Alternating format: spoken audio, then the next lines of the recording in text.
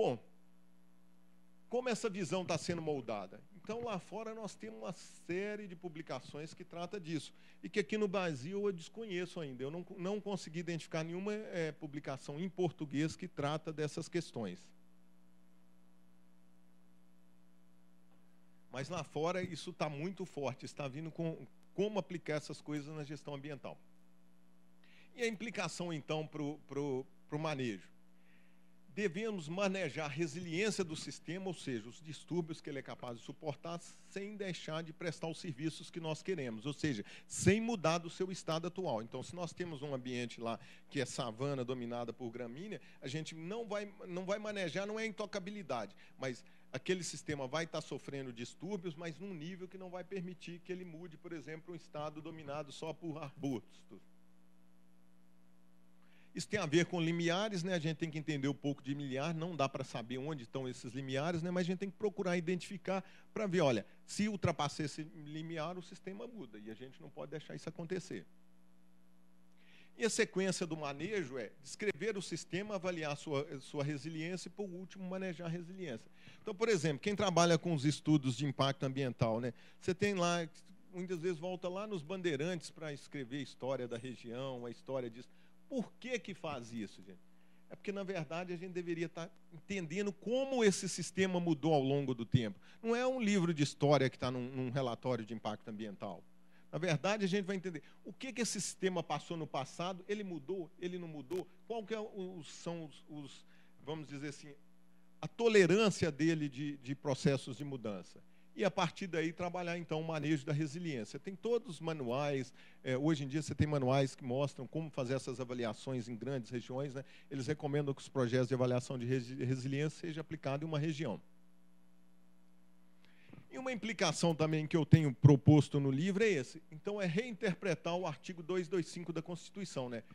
Vocês vejam, o equilíbrio ecológico foi constitucionalizado no Brasil. Ele está lá, ó. Todos têm direito ao meio ambiente ecologicamente equilibrado. Tá certo, os juristas já encaram isso, ó, o equilíbrio não é bem equilíbrio, não. Mas como que a gente, então, interpreta isso? A ideia, com base nessa ciência da resiliência, então, deslocar o foco do equilíbrio e intocabilidade da natureza para o fluxo da natureza. A natureza está mudando, os sistemas são dinâmicos. Ou seja, vamos desistir da previsibilidade e vamos aceitar a mudança. Nós não tem como prever, eu não posso querer... Eu faço hipóteses, meu sistema vai comportar desse jeito. Mas se não comportar, eu ajusto minhas hipóteses. Por melhor que seja o modelo, nós não vamos ter previsibilidade. É impossível em sistemas naturais ter previsibilidade. E o manejo adaptativo, então, deve se tornar a pedra angular do país. Então, por exemplo, essa questão de impacto ambiental. Não adianta querer os relatórios prever o que vai acontecer. Não tem jeito, gente. Sistema natural não dá. Então, nós vamos ter que trabalhar para aqui, ó, o pós, que são as condicionantes, o monitoramento disso que não é feito no país hoje. Ok? Então, esse foi um problema da nossa área, o paradigma do equilíbrio. Agora, eu queria discutir mais dois com vocês, não é da nossa área específica da biologia, da ecologia, mas está embaralhando toda a discussão da gestão ambiental no Brasil.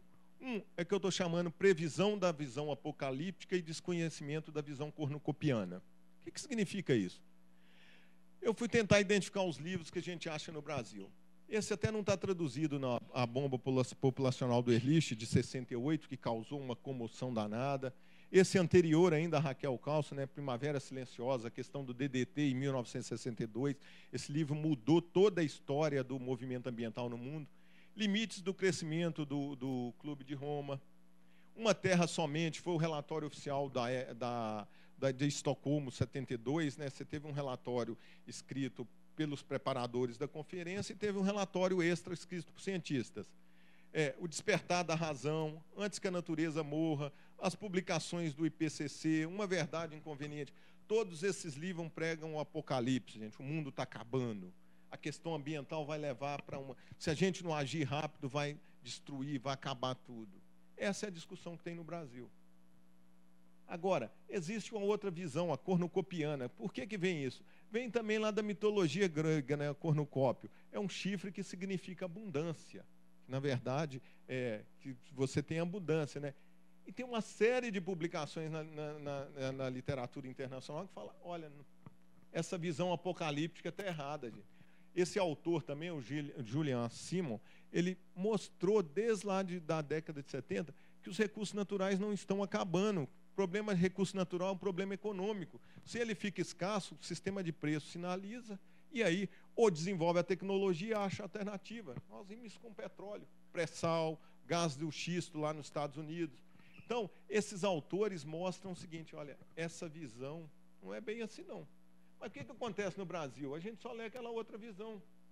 Então, a gente já encarou logo, olha, mudanças climáticas está acontecendo. Agora, você pega um livro como esse aqui, ó, ele mostra, não, espera aí, a coisa não é bem assim não. Tem toda uma literatura que fala contra as mudanças climáticas. Você pega esse livro aqui, Império Ecológico, que tem em português, eu fiquei abismado de ver a quantidade de coisas que ele coloca contra essa questão das mudanças climáticas antropogênicas. E aí, eu não estou entrando de inocente, não, gente. Em 1990, eu bolei uma coleção sobre temas ambientais da atualidade. Eu escrevi uma cartilha sobre camada de ozônio e uma sobre efeito estufa. Então, aqui, ó, efeito estufa, o futuro do planeta em nossas mãos. Eu estudei muito efeito estufa para escrever. E quando eu fui ver esse livro, eu falei, pô, esse cara estudou mais do que eu e estudou aqueles que falam contra também. Então, ou seja, nós precisamos de ler mais para poder ter um debate qualificado no país. Então, tem alguns autores que falam o seguinte, olha, o debate intelectual no Brasil está zero, não existe debate intelectual. Nós vamos ver aqui no próximo problema. Ou seja, a mídia prega que nós temos mudanças climáticas, IPCC, e aí todo mundo sai falando. Mas ninguém foi ler quem está falando, olha, será que tem razão? E o que é ciência, gente? Ciência é discordar, é falsear. Então, ou seja, não é dogma. Nós, como profissionais da área ambiental, não podemos aceitar dogma. Nós temos que debater a coisa com propriedade. E, para isso, a gente precisa de ler. Teve um amigo meu lá do Amazonas, né, no evento, ele falando uma coisa lá de georreferenciamento, falou assim, não, eu perguntei para ele, pô, que solução legal, como é que você achou ele? Ele falou assim, ó, isso é muito HBC. Eu falei, pô, HBC, o que é isso? Não, Marcos, isso é horas de bunda cadeira. Ou seja, precisamos sentar e estudar, gente. Não tem jeito, não adianta ler uma matéria no jornal e já achar que entende tudo de mudança climática e sair pregando por aí. Não, tem muita gente falando. Esse livro aqui, ó, ele está disponível na Amazon, custava, se não me engano, R$ 24,90. Fantástico. Ele coloca todos os argumentos contra a questão da mudança climática, e aí você vai ler e fala, pô, e não é que esses caras têm razão? Ou seja, nós estamos precisando de HBC aqui muito. Bom, e o terceiro problema detectado, então, que também não tem a ver conosco, que é predomínio da mentalidade anticapitalista na gestão ambiental. Que aí nós vamos ver como que isso está atrapalhando a discussão. Eu fui ler esse livro e me chamou a atenção. Planeta Azul em Algemas Verdes. Esse cara, ele foi primeiro-ministro ou da Iugoslávia ou da Romênia, então é um cara que viveu o comunismo. E aí ele faz essa analogia, né? Ele analisando o movimento ambiental na arena internacional, ele coloca, olha, o movimento ambientalista, o ambientalismo é um movimento que pretende mudar o mundo, independente de suas consequências. Pretende mudar a humanidade, o comportamento humano, a estrutura da sociedade, os sistemas de valores, tudo em suma. E aí vai mais longe. A atitude ambientalista para com a natureza, ele compara com os marxistas, né? E aí, no final, ele conclui, assim como outras utopias, essa talvez nunca se materialize, e as tentativas de torná-la real só podem ser colocadas em prática por meio de restrições à liberdade, de imposições de uma maioria pequena e elitista à esmagadora maioria da população, ou seja, a ditadura ambiental. Não podemos consumir. Então, olha, sua cota é essa, o planeta não aguenta. Então, essa questão é muito séria. E aí eu fui estudar qual que é a origem do movimento ecológico no Brasil. Então, aqui nós temos o retorno dos esquerdistas de esquerda, como Gabeira e outros mais. Eles começam a introduzir valores pós-materialistas, né? Não, esse negócio de capitalismo, essa coisa de consumismo, não dá, não. E aí traz um novo patamar para o debate ecológico. Nós vamos lembrar que isso aqui foi início da década de 80.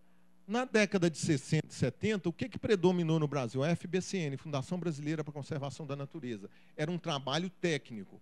Então, no livro, eu conto toda a história da FBCN, das pessoas que tem lá dentro. Tinha um trabalho técnico. Quando chegou esse pessoal, não. Opa, agora é o socioambientalismo. Então, foi onde surgiu essa primeira vamos dizer, que bifurcou, né? Você teve o socioambientalista e os conservacionistas. Na área de unidade de conservação, isso é muito forte hoje. Você tem aqueles que defendem a conservação estrita, aqueles que defendem populações. Então, está nessa origem aqui, FBCN versus socioambientalistas, lá no início da década de 80.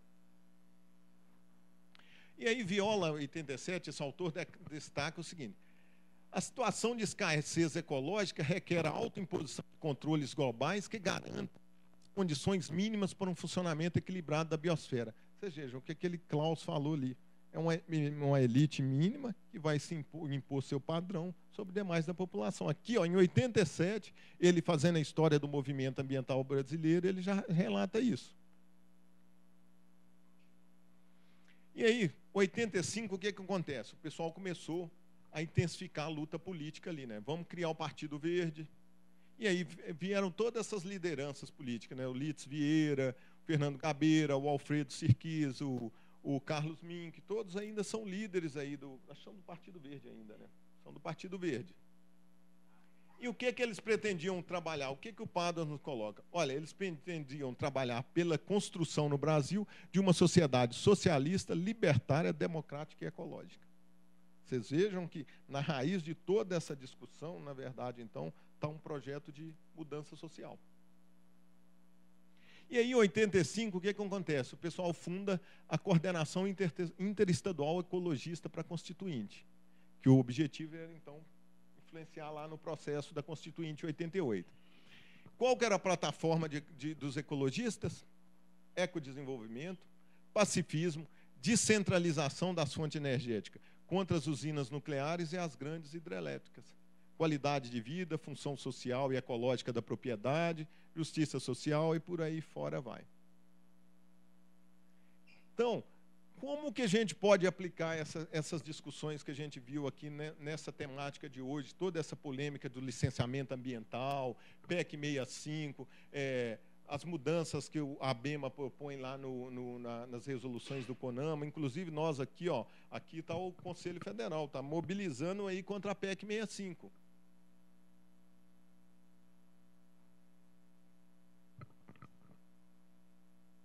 Bom, a PEC 65, o que ela fala?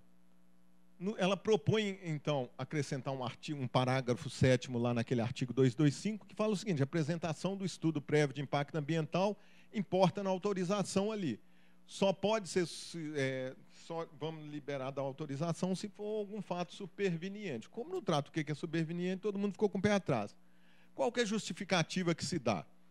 Aí eu fui ler lá a PEC 65. O pessoal falou: ó, o prefeito chega queixando com a gente aqui, ó, ele tem 4 anos só. Chega lá, não sai a licença ambiental e não consegue fazer a obra. Então, vocês vejam, os grandes problemas do licenciamento ambiental que se discute: prazo, questão do prazo. A ABEMA, ela está propondo, então, mudar a resolução 01 de 86 e a 237, que são as resoluções que definem o que os relatórios de impacto ambiental, como é que eles são, como é que deve ser. E o que ela está propondo, então? Ela propõe aqui, então, o que está provocando muita celeuma é essa questão do licenciamento unificado, e o licenciamento por adesão e compromisso, o licenciamento por registro. Mas ela não tira as outras modalidades. Olha, o licenciamento ambiental trifásico, ou seja, as 3 licenças, o licenciamento ambiental unificado, aqui ela propõe algumas inovações. Então, dependendo do empreendimento, nós precisamos acelerar. Qual que é a justificativa? Entre várias, né? Tem todo um ofício lá de umas 500 páginas deles, mas eu tirei essa aqui porque resume bem. O licenciamento ambiental sofre com diversos problemas, assim resumidos: falta de clareza sobre os aspectos a serem avaliados, excesso de discrecionalidade dos agentes públicos, ou seja, o cara pensou ali: ah, não gostei disso aqui não. Você usou Daphne, eu quero que use lá um outro bicho lá, não gostei disso não. Crescente interferência de órgãos no processo, Ministério Público judicializando demais, ritos processuais inadequados, né, dependendo do empreendimento, e falta de incentivo a boas práticas. Então, como é que a gente aplica essa discussão nossa aqui na questão do licenciamento? O que eu vejo com as implicações, gente? O licenciamento de grandes empreendimentos, como usinas, estradas e tal, ele é utilizado para combater a ordem social vigente. Então, o pano de fundo que está nessa discussão é essa aqui que vem do socioambientalismo. Ou seja, o processo é encarado dentro da visão marxista de luta de classe entre os afetados e os empreendedores, seja nacionais ou internacionais, que são os opressores. E aí, independente da qualidade dos estudos ambientais, vai se procurar o litígio. Ou seja, gente, se a gente não resolver esse pano de fundo que está deixando tudo nebuloso, podemos contratar os melhores profissionais do mundo, o que for, fazer os melhores estudos. Não tem jeito de eu judicializar. Eu sou um técnico. O Ricardo usou aqui um determinado bicho. Eu não gostei dele, não, Ricardo. Esses bichos não servem para estudar o que você está propondo, não. Eu quero que estude aquele outro ali. Ou seja, esse pano de fundo está atrapalhando a discussão ambiental. Belo Monte, por exemplo, o empreendedor agora vai ter que assumir a empresa de esgoto da cidade, a prefeitura não montou esgoto, o empreendedor tem que assumir. Ora, isso não faz sentido, gente. Um país que precisa de investimento igual ao Brasil, não podemos penalizar. E outra coisa, isso aqui é um dinheiro que está tirando da gente, porque o empreendedor vai botar isso na conta de luz e depois nós vamos pagar isso. Então, é só uma maneira de contornar a ineficiência do Estado, que não consegue levar as coisas públicas para lá, através de um empreendedor que aparentemente tem mais dinheiro. Um outro ponto, o segundo problema, então, paradigma do equilíbrio. Ou seja, se a natureza boa é a natureza intocada, qualquer coisa que se faça ali vai ter impacto. E aí, vamos evitar de qualquer custo. E aí, a hora que você reúne os dois, visão estática com a questão da mentalidade anticapitalista, não há processo de licenciamento que ande. O Ministério Público pode judicializar isso à vontade, porque não vai faltar ponto. Todo mundo tem a visão apocalíptica. Nossa, Belo Monte vai causar uma tragédia. A gente só lê essas coisas falando mal do meio ambiente. Temos um pano de fundo anticapitalista que a gente não nota, está nublando a visão de todo mundo aí. E temos o paradigma do equilíbrio que fala que a natureza intocada é a natureza boa. Ferrou, vocês me desculpem o palavreado, mas aí... E eu fui estudar lá Belo Monte para ver, né? Eu fui pegar um negócio lá e eu fui ler geologia, né? Vamos pegar geologia, eu não vou nem pegar biologia, não.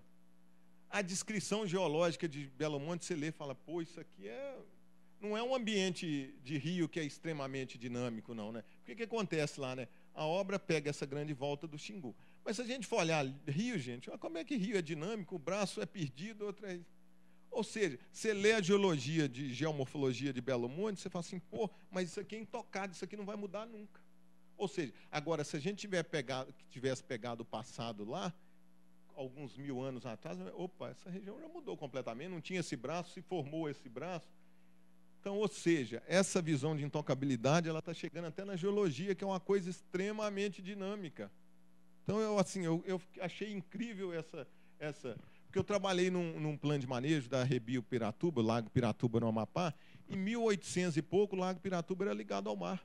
Então, aquela região, por estar lá acima da foz do Rio Amazonas, que leva todo o sedimento lá, ele é extremamente dinâmico. Então, algumas regiões, você vê que há 100 anos atrás era totalmente diferente.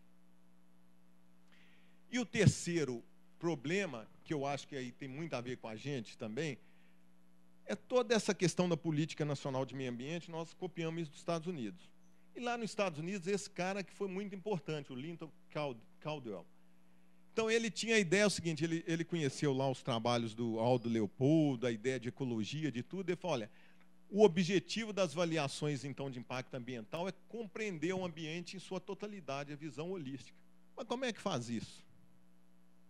Ou seja, dependendo da equipe que faz um estudo de impacto ambiental e dependendo da equipe que vai avaliar, coisas totalmente diferentes, não se existe um padrão para falar, olha, a avaliação ambiental deve ser feita assim. Então, independente da abordagem adotada nas avaliações de impacto, seja exaustiva, onde você estuda muito, né, detalhadamente, ou dirigida, o problema de continuar um ambiente em sua totalidade continua. Então, eu acho que nós, biólogos, temos que começar a discutir isso. Como é que nós vamos fazer essa avaliação ambiental? Qual metodologia, onde que a gente pode caminhar para ter um mínimo de consenso em cima disso? Então, nesse ponto, o importante processo do biólogo, né, para finalizar, senão não dá para a gente conversar, né? Durante o processo de evolução da ecologia, se consolidou a ideia, e a gente veio muito da física, né, de se buscar modelos gerais para explicar a organização das comunidades biológicas. Ou seja, Vamos generalizar as coisas, precisamos de achar leis gerais que expliquem tudo. Bom, se só relacionasse a academia, estava ótimo. O Ricardo me dava um trabalho a fazer lá, no final concluiu, Ricardo, mais estudos precisam de ser feitos. Mas o problema é que isso aqui tem a ver impacto na política de gestão ambiental. Então, começou muito lá na década de 70, saber geografia de ilhas. Dela se derivou todas as regras para discutir a questão da fragmentação, desenhos de reservas naturais. E logo depois, já autores falaram, olha, essa teoria está muito verde para generalizar do jeito que foi feito.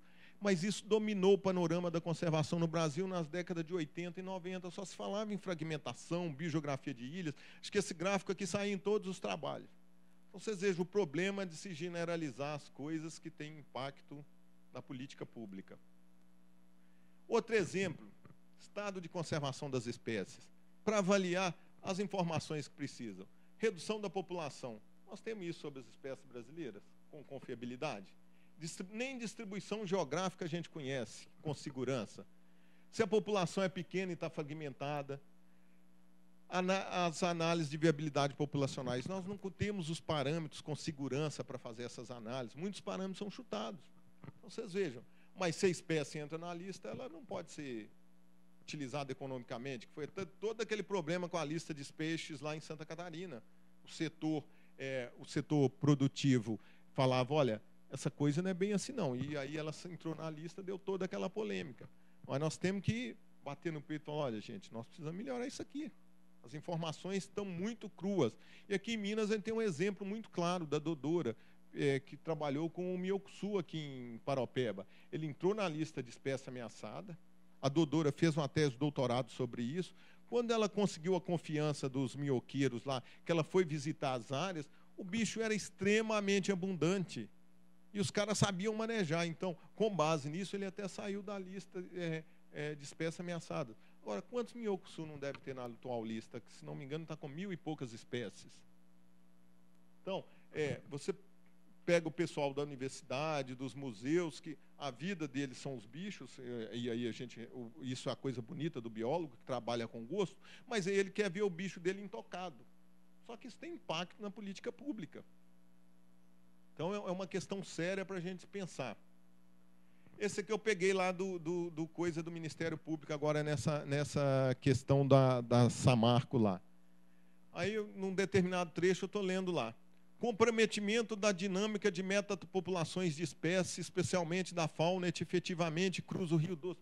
Pô, surge a ideia de metapopulações na literatura. A gente não sabe quais espécies têm essa dinâmica de metapopulações, mas já está aqui no relatório. E aí, o Ministério Público está pedindo, acho que só 55 bilhões ou 20 bilhões para Samarco. Ou seja, a gente lê uma coisa no livro de ecologia, já vai querer colocar na prática logo, sem ter a mínima certeza. Então, nós precisamos, biólogo, nós temos uma responsabilidade muito grande, nós precisamos melhorar isso no país. Muito, muito mesmo. Bom, então eu acredito que uma maneira de melhorar a gestão ambiental no Brasil, nós precisamos catalogar o maior número de especificidades possíveis de casos, nós precisamos voltar para os estudos de caso. Não dá para querer generalizar aquele sonho da ecologia de sistemas da década de 60 do MacArthur lá, de inspirado na física, porque até o MacArthur ele é matemático, né? Ele veio da área de matemática e foi um dos grandes teóricos ali na década de 50 e 60.